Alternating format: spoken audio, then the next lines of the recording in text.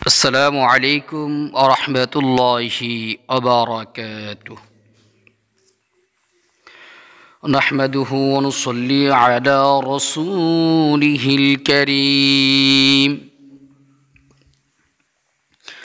أما بعد فأعوذ بالله من الشيطان الرجيم.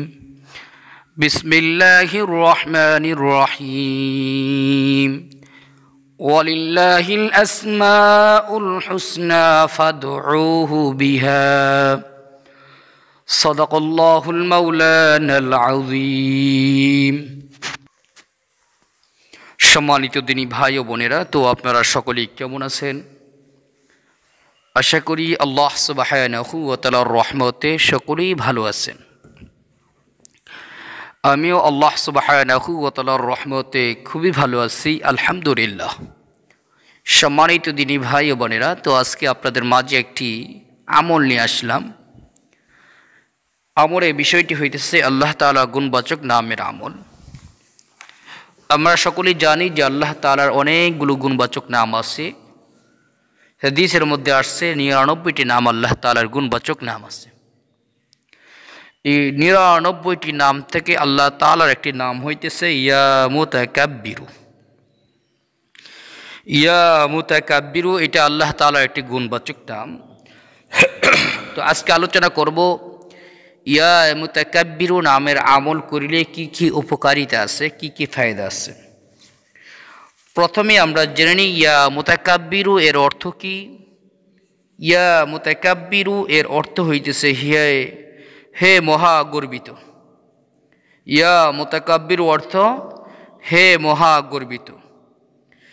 যে ব্যক্তি ইয়া মুতাকাব্বিরু অধিক পরিমাণে পাঠ করবে, আল্লাহ তাআলা তার ইজ্জত সম্মানকে বৃদ্ধি করে দিবেন।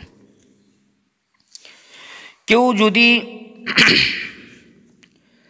স্বামীর কাছে কোনো মূল্যায়ন পায় না, স্ত্রী যদি এরকম হয় যে স্বামী তাকে মূল্যায়ন করে না, অথবা স্ত্রী স্বামীর কথা শোনে না, স্বামীকে কোনো সম্মান দেয় না, যদি এই ধরনের সমস্যা হয়, আপনি প্রতিদিন ফজরের নামাজের পরে এবং এশারের নামাজের পরে ইয়া মুতাকাব্বিরু 100 বার করে পাঠ করবেন। ইনশাআল্লাহ আপনার স্বামী আপনাকে সম্মান করবে, মূল্যায়ন করবে, আপনার অধিকার ঠিকমতো আপনাকে দিবে।